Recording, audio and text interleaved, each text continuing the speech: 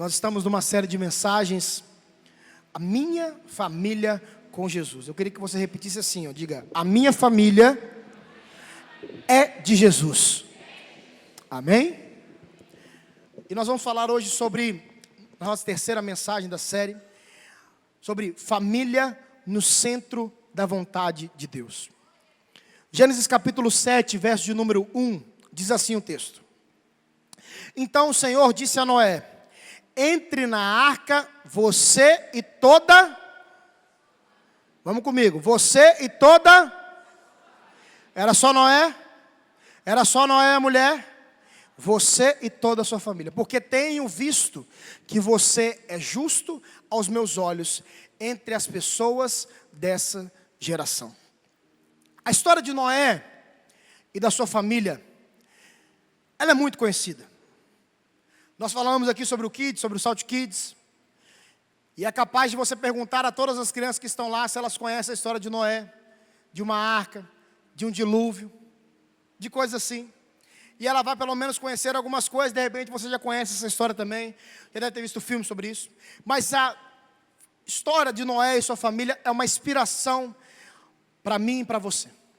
De integridade, de retidão, de Noé e de sua família.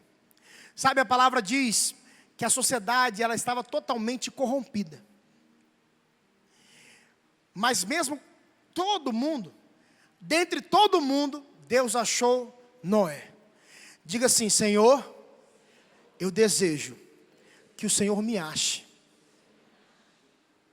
Sabe por quê? Porque nós vivemos numa sociedade também que tem sido muito corrompida. Essa semana eu conversava com uma pessoa mais velha do que eu. E eu gosto de conversar com pessoas mais velhas, para elas me contarem histórias, tudo isso. Eu não sou tão velho, por mais que eu tenha feito aniversário, mas eu sou um jovem ainda, né, amor? Não falou com muita veemência não, né, um jovem. Mas eu falava com essa pessoa. Rapaz, há 10 anos atrás, as coisas não eram assim não. Lá em 2015, tem esse saudosismo? Aí ele falou: pastor, você não imagina, há 25 anos atrás, era completamente diferente. Eu não sou aquele que condena essa geração. Pelo contrário, eu acredito nessa geração. Eu sou pastor de jovens e adolescentes. Eu tenho que acreditar nessa geração. Mas acredito que essa geração tem um desafio muito grande. Eu e você temos um desafio muito grande. Porque a nossa sociedade está muito corrompida. Mas assim como na época de Noé, que Deus possa procurar na cidade de Vila Velha, na Grande Vitória, no estado do Espírito Santo, e que Ele possa achar. E eu creio que aqui nesse lugar tem homens e mulheres de Deus, íntegros e dispostos a obedecer ao Senhor. E dispostos a estar no centro da vontade de Deus. E era assim que a família Noé e sua família se portavam. Estavam no centro da vontade de Deus. E o texto, se você conhece a história, na verdade toda, não só esse capítulo, fala sobre a respeito de um plano que Deus passou para Noé. Deus virou para Noé e falou bem assim: Noé, a sociedade está desse jeito, e eu vou mandar água do céu, vai inundar tudo, e você vai ter que construir uma arca, tal, você conhece a história, paraná. Deus tinha um plano, mas só que entenda uma coisa muito importante. Aquele plano que Deus tinha para Noé, ele não conseguiria executar ele sozinho. Ele precisava de ajuda. Nessa hora, entrou a família de Noé. Então, Noé e toda a sua família. E de repente, eu sou um cara que lê a Bíblia e viajo muito. Quando eu chegar no céu, eu vou pedir ao Senhor o acesso lá ao YouTube Celestial, para ver os pós. Como assim os pós, pastor? Você imagina, Alex, Deus virando para Noé e falando assim: Noé, vai chover demais, 40 dias, tal, a história toda que você sabe, você vai construir uma arca. Lá nos Estados Unidos, eu tenho vontade de ir um dia, vai eu, minha esposa, o Pedro e a Sarinha lá nos Estados Unidos, né?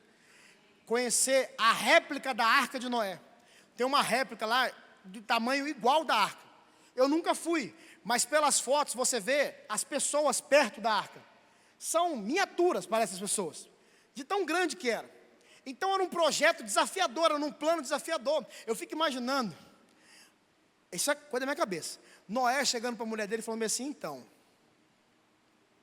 nós vamos construir um barco. Aí ela fala: um barco?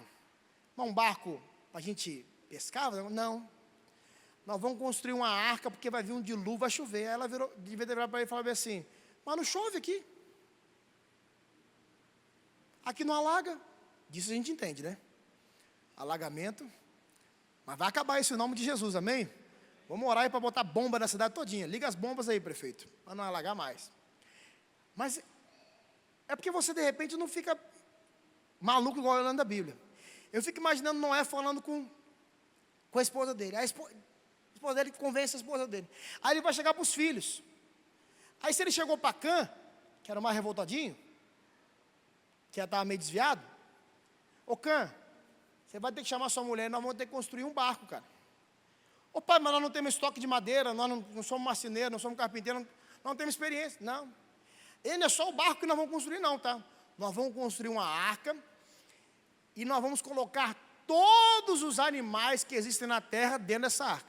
Todos que eu falo, um casal de cada espécie. Só que não é um casal de cada espécie. É um casal de cada espécie de animais impuros. De animais puros era 7 de cada. Ou seja, era muito bicho. E de repente você fala bem assim: ah, pastor, mas tranquilo. Irmão, às vezes a gente tem que cuidar do cachorro que tem em casa. Eu fico imaginando a cabeça do filho pensando bem assim: rapaz, imagina se esse elefante tem uma diarreia no meio da arca. Porque eles não passaram 40 dias na arca. 40 dias foi a chuva. Eles passaram, teoricamente, 1 ano. Você imagina o fedor. Ah não, pastor, Deus levava. Irmão, é bicho. Imagina o fedor. Você tem que limpar o negócio do elefante, da girafa. Eu já fui no zoológico. Quem já foi no zoológico? Você já viu o tamanho das necessidades de um elefante? É do nosso tamanho a necessidade dele. Você imagina, todo dia de manhã, acorda os filhos, vai lá, vamos lá limpar a jaula do Dumbo. Depois que a gente limpar do Dumbo, vamos lá para Madagascar, limpa lá da girafa. Limpa do tigre. O leão fica com você porque eu tenho medo. Era uma história muito doida. Mas se você tem algum amigo perto de você, você precisa virar para ele e falar assim: ó, fala com ele, ó, Deus tem umas coisas doidas para fazer através da tua vida também. Deus tem uns projetos grandes para fazer através da tua vida. E são projetos que você não pode fazer sozinho. Você precisa estar com alguém. Ah, pastor, mas com quem? Eu quero declarar que a tua família vai estar envolvida no projeto que Deus tem para você. E eu não estou pregando algo aqui que eu não busco viver na minha vida. A minha esposa está ali sentada, meu filho está lá no Kids, a minha filha está dentro da barriga dela. E a minha oração, que assim como meu pai e a minha mãe, que são pastores dessa igreja, me viram crescendo nos caminhos do Senhor, me viram casando com essa princesa, viram eu e ela constituindo a nossa família agora.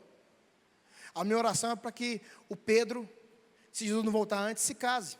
A Sara, Jesus não voltar antes, fica tranquilo. O Pedro, né? Irmão, se eu fui coisa com a minha irmã, que quando eu estava com o Marcelo, de vez em quando eu passava, dava um soco na barriga dele assim. Ele falou: que isso, paizão? Nada, só a minha mente lembrou de alguma coisa aqui. E aí eu dava um abraço e tal. Brincadeira, gente. Mas eu estou falando algo para vocês que eu busco viver na minha casa, que é o quê? Colocar toda a minha família dentro do projeto que Deus tem para mim. Eu oro para que o relacionamento de pais e filhos sejam restaurados neste lugar. Muitas pessoas têm dificuldade de ter um relacionamento com o pai que está do céu, porque não tem um relacionamento com o pai que da terra. Eu vivi uma experiência muito legal essa semana. Eu ganhei de aniversário e eu pude ir assistir o melhor time do Brasil. Se você não acha, infelizmente quem está com o microfone hoje sou eu. Mas de todas as coisas que que foram legais a viagem, claro, o time ganhou, tudo isso. Mas eu estava com meu pai. E eu mandei mensagem para minha esposa e falei bem assim: amor, você não tem ideia de como é que meu pai está feliz de estar aqui. Aí ela falou, sério? Aí ele nunca foi, eu falei bem assim, foi, mas ele acabou de me contar que ele foi a última vez no Maracanã, ver o jogo do Flamengo, em 1986. 86 eu nem passava pela cabeça do meu pai, da minha mãe, nada. Última vez que ele assistiu. E foi um momento de pai e filho, de ali e tal. Agora eu vou esperar alguns aninhos para poder levar o Pedro. Também. Por que você está falando isso? Porque eu oro para que você viva isso também em nome de Jesus. Nós queremos famílias assim. Nós queremos família. Nós não somos uma igreja chamada Família, Vida e Paz à toa. Nós queremos que a nossa igreja seja uma família cheia de famílias. Cheias de pais, de mães, de filhos, de marido, de mulher. E eu queria, dentro dessa história, rapidamente, junto com você, falar algumas verdades profundas que essa história, que esse texto nos traz. Primeira delas, projeto. Diga comigo, projeto. Gênesis capítulo 6, verso número 14 diz: faça para você uma arca de madeira cipreste, divida em compartimentos e revista de piche por dentro e por fora. Entenda uma coisa muito importante: quando nós queremos ter sucesso em alguma coisa, é necessário que nós tenhamos um projeto. Se você não teve oportunidade, no final do culto você vai ter, de lá ver o Kids, teve um projeto para construir aquilo lá. Teve um projeto para poder, essa igreja linda que você está aqui. E as coisas elas vão se atualizando. Quem é da igreja há muito tempo, sabe que antigamente a nossa igreja era lá na rodovia Carlos Lindenberg, lá do outro lado. E ela era toda branca, mas tem um detalhe, com uma listra azul assim no meio, de fora a fora. Aquilo era o hype da época. Depois nós mudamos para algodão egípcio. Aí, agora é church, né? Ah, por que é preto, pastor? Para você focar aqui na frente. Porque se fosse muito colorido, tá, você ia ficar olhando para o lado. Você ia ficar olhando para as imagens e tal, as coisas. Às vezes você dá uma desligada ainda. Mas, projeto. É necessário que você entenda que há um projeto de Deus para a tua vida. Entenda algumas vertentes sobre projeto. Três coisas. Primeiro, tenha um projeto. Provérbios capítulo 16, verso número 3 diz: entregue ao Senhor tudo o que você faz, e os seus planos serão estabelecidos. Ou seja, chame Deus para participar daquilo que você está querendo fazer. De repente você está com um projeto de comprar uma casa. Coloque nas mãos de Deus. De repente você quer constituir uma família. Coloque nas mãos de Deus. Sabe, há alguns anos atrás, eu não era o maior entusiasta de ir em casamentos. A minha esposa ama ir em casamentos. Mas ela começou a ministrar na minha vida e eu comecei a entender. E comecei a celebrar a ida em casamento, porque cada casamento que a gente vai, é uma família que está se formando. E se Deus quiser, eu vou em muitos casamentos ainda, em nome de Jesus. De muitos jovens, adolescentes. Mas por que você está falando isso? Porque muitas vezes as pessoas vão se casar e elas não oram antes. Não consagram a Deus antes. E elas vão e se casam por conveniência. Eu falei isso no primeiro culto. Vão e às vezes se casam por alguma relação simplesmente carnal. E não é isso que Deus tem para você. Deus tem um projeto para você. Por que eu estou falando isso? Porque eu trabalho com jovens adolescentes. E tem algumas decisões que são importantíssimas na sua vida. A primeira delas é com quem você vai passar a eternidade. Se é com Jesus ou com concorrência. E a segunda que eu entendo é com quem você vai passar o resto da sua vida. Porque eu entendo que casamento é uma vez só. Você está comigo nisso aí? Isso é de Deus. Mas vamos lá. Falando sobre isso, tem um projeto. Outra coisa, família é um projeto de Deus.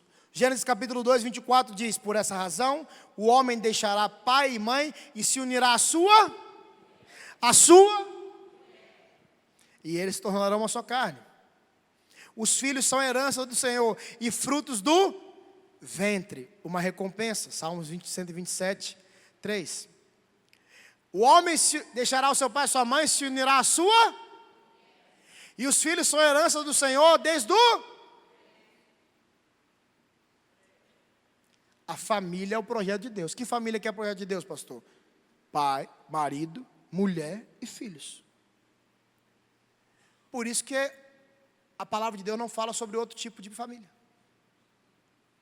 Por isso que a igreja é contra o aborto. Pastor, mas nós não amamos as pessoas que decidiram viver uma outra coisa. Nós amamos. Jesus nos ama. E nós somos pecadores. Mas há uma diferença muito grande entre você pecar e você viver no pecado. Mas por que você está falando isso, pastor? Porque estar no centro da vontade de Deus é um desafio muito grande. O que está sendo pregado lá fora, o que está sendo falado lá fora é outra coisa. Não é verdade? Estou contando alguma mentira? Mas a Bíblia não fala que as portas da igreja estão fechadas para que o inferno não entre. É o contrário. A Bíblia fala, as portas do inferno não prevalecerão contra a igreja do Senhor. Ou seja, é papel meu e seu sair e falar da verdade. É papel meu e seu orar e se casar bem. Se casar com alguém de Deus. Construir uma família. Eu quero que um dia, se Jesus não voltar, eu esteja ali sentado, eu e minha esposa, eu com cabelinho branco, ela lindona, e de repente a Sara estaria do nosso lado ali, solteira, tranquila, viu? E o Pedro aqui na frente pregando. Ou sei lá, tocando a bateria, iniciando um louvor, fazendo alguma coisa. Ah, por que aqui na frente? Porque eu quero ter a experiência de sentar e ver meu filho vivendo aquilo que Deus deu para a minha vida. Pode ser que não. Pode ser que Deus queira fazer com ele outra coisa. Beleza também, mas eu quero que ele viva o projeto de Deus. Mas para ele viver isso, eu tenho que ministrar a verdade na vida dele. Eu sei que eu não vou conseguir botar ele dentro de uma bolha.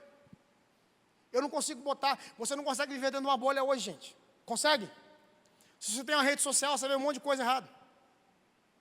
Não que você queira ver muitas vezes. Se você sai na rua, você vê. Ah, mas a sociedade está corrompida, eu sei, mas a família é projeto de Deus. E existe uma igreja neste lugar chamada Família Vida e Paz, que ela luta e vai continuar orando e guerreando para que famílias continuem se formando, sendo estruturadas pelo Senhor em nome de Jesus. E uma outra coisa sobre o projeto, inclua a sua família no projeto. Noé tem uma graça de Deus muito grande. Por quê? Noé não fez sozinho. Noé conseguiu pegar toda a sua família e incluir dentro daquele projeto louco que Deus deu para ele. Não era algo tranquilo, mas ele conseguiu colocar todo mundo para viver aquilo que Deus tinha para ele.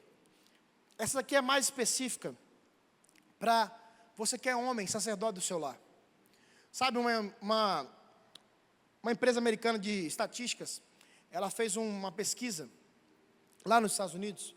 Eu não vou lembrar certo as porcentagens, mas é próximo disso, você pode procurar no Google depois, a respeito de as pessoas ficarem nas igrejas.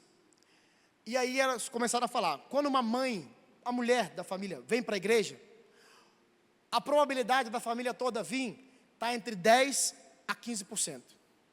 Quando os filhos vêm para a igreja, a probabilidade da família toda vir está entre 15% a 20%. A gente sabe disso porque tem muitas famílias vindo para a igreja por causa do Kids. Porque os filhos querem ficar lá, querem ser abençoados lá, e eles acabam ficando. Isso é bom demais. Mas assombrem vocês. A estatística diz que quando um pai de família, um sacerdote do lar, vai para a igreja, a probabilidade é de 92% de toda a família estar na igreja. Então eu estou falando isso para você que é homem, para eu que sou sacerdote do lar.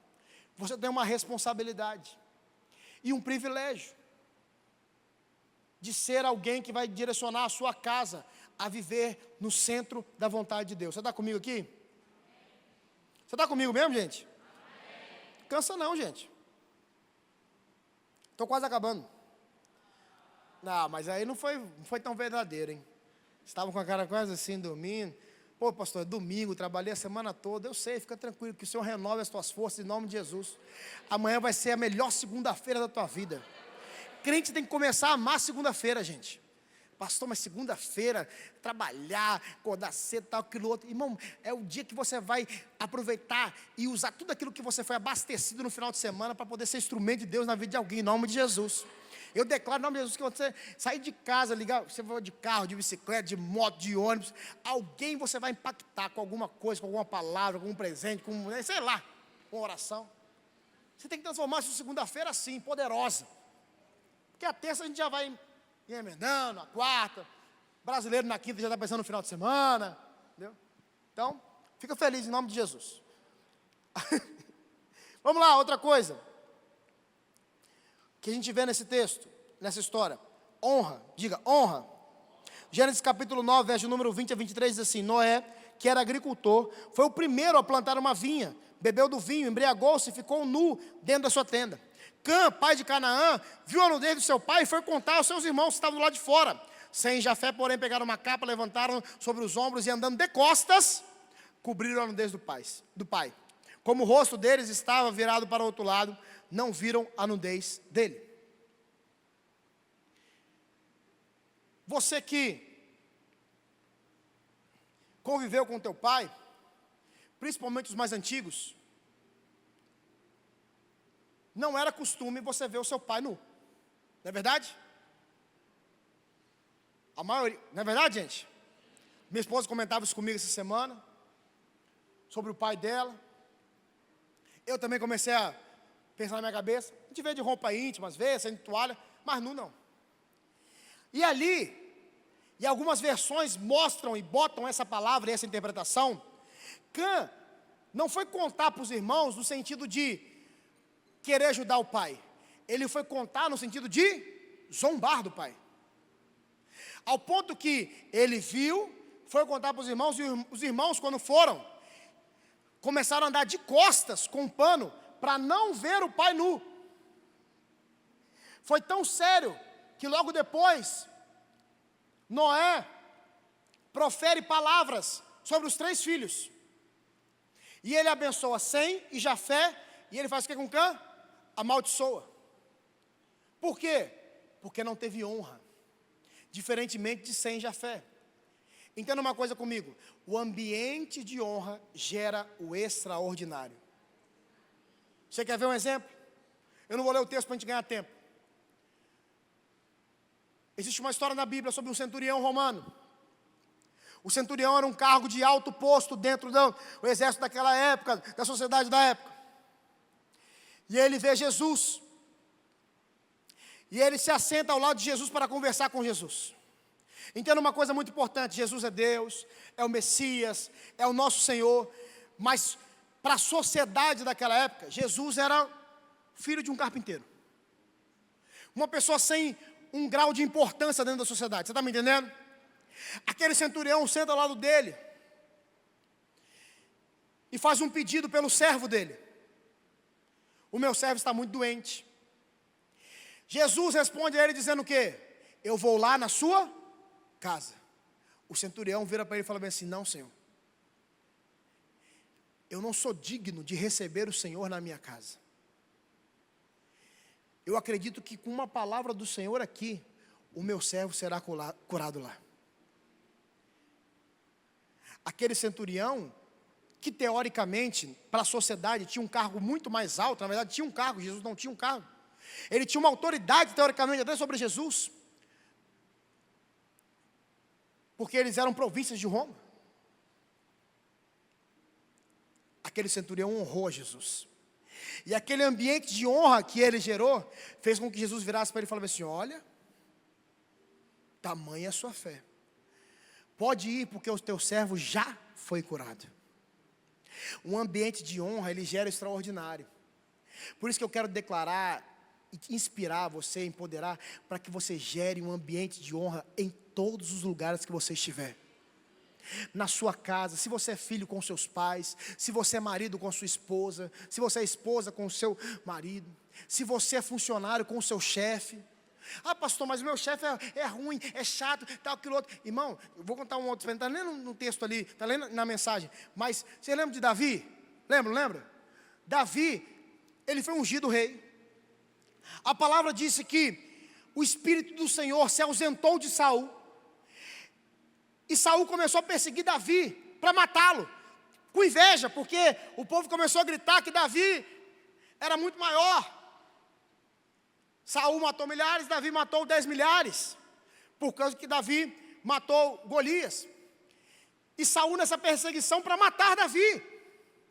Em determinado momento, Davi com seus soldados se esconde no fundo de uma caverna. E nessa mesma caverna, Saul decide passar a noite na entrada da caverna. Eles estavam próximos. Davi tinha a oportunidade de matar Saul ali e de acabar com a história. Davi já tinha sido ungido rei. Ele não era rei de fato, mas ele já tinha recebido a unção. Ele podia matá-lo ali, podia fazer. Só que ele decidiu ir lá e cortar a orla do manto de Saul, achando que estava no direito dele. E Deus falou: você fez errado. Ele é o rei. Independente se ele é bom ou se é ruim, você tem que honrá-lo. Por que você está falando isso? Porque a honra, ela não é condicionada ao estado que você está vivendo, a situação, a circunstância. A honra, ela é condicionada ao que você tem dentro de você para externar. Quando Elias chega e bate na porta da viúva de Sarepta, ele chega e fala com ela o quê? Me traz uma água, por favor. Quando ela vai pegar, ele fala: não, uma água só não. Vá lá e faça um bolo para mim. É muito louco, você não acha isso muito louco? Imagina alguém bater na sua porta. Imagina.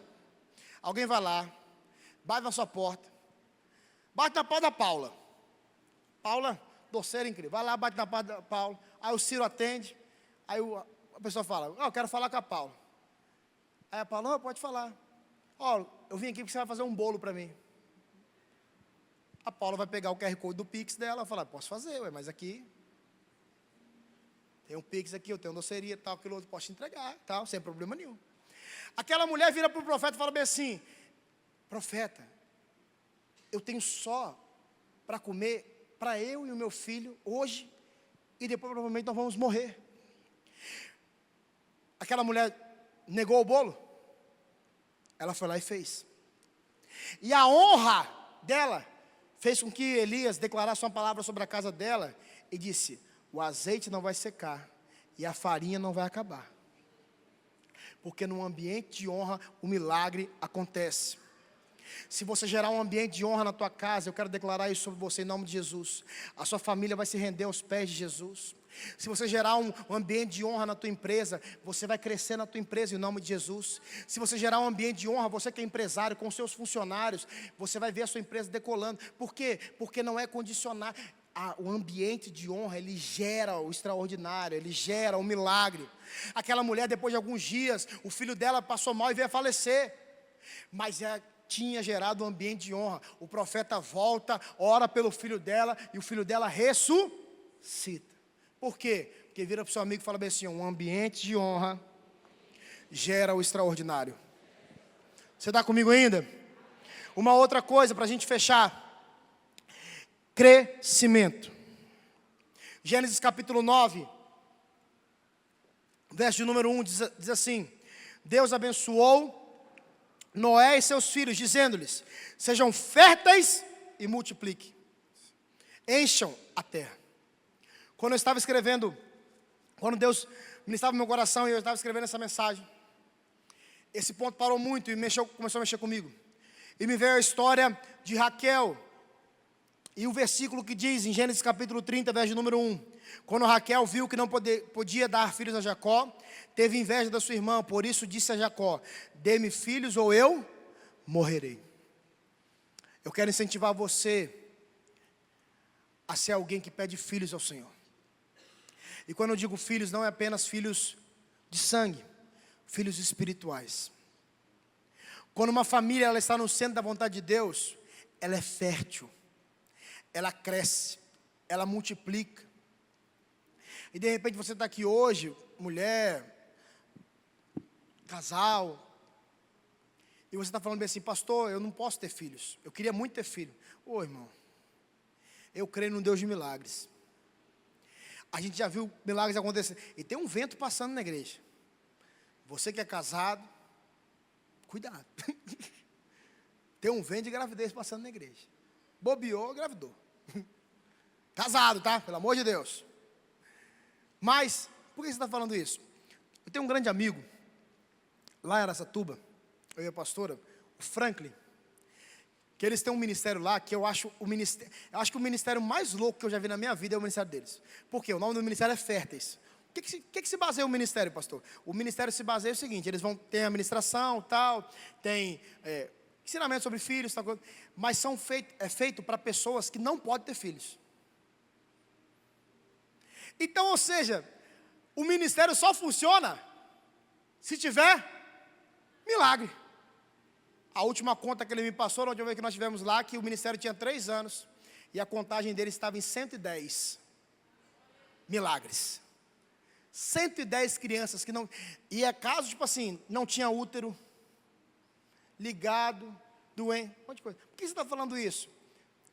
Porque eu creio nesse Deus. Eu creio que o Senhor vai derramar sobre este lugar, tanto espiritualmente falando, quanto naturalmente falando, fertilidade sobre essa casa. Sobre o teu ventre, você mulher que quer engravidar, sobre a tua célula que quer multiplicar, sobre a tua casa que vai se render aos pés do Senhor. Que a nossa oração seja: Senhor, nos dá filhos, pessoas que nós podemos abraçar, cuidar, amar, pessoas que o Senhor confia nas nossas mãos. Eu sei que hoje eu tenho meu filho Pedro, tenho a Sara ali que está para nascer. Eu não penso hoje em ter mais filhos de sangue. Não sei o que Deus tem, pode ser que Deus mude o meu planejamento, meu, da pastora, mas hoje nós não pensamos. Mas nós continuamos orando para que Deus nos dê muito mais filhos espirituais. Nós somos pastores de jovens e adolescentes aqui na igreja, e nós temos vivido algo incrível todo sábado. Você que é pai, você que é mãe, você conhece um adolescente ou um jovem, não perca a oportunidade de falar com ele que todo sábado, 19 horas, tem aqui um culto para jovens acima de 18 anos e para adolescentes de 12 a 17. Deus tem feito coisas incríveis neste lugar, assim como tem feito no domingo também. Nós somos uma família, a igreja nossa é chamada Família Vida e Paz, porque nós queremos ver um crescimento de famílias neste lugar, em nome de Jesus. Você está comigo ainda? Fique em pé para parecer que está acabando, por favor.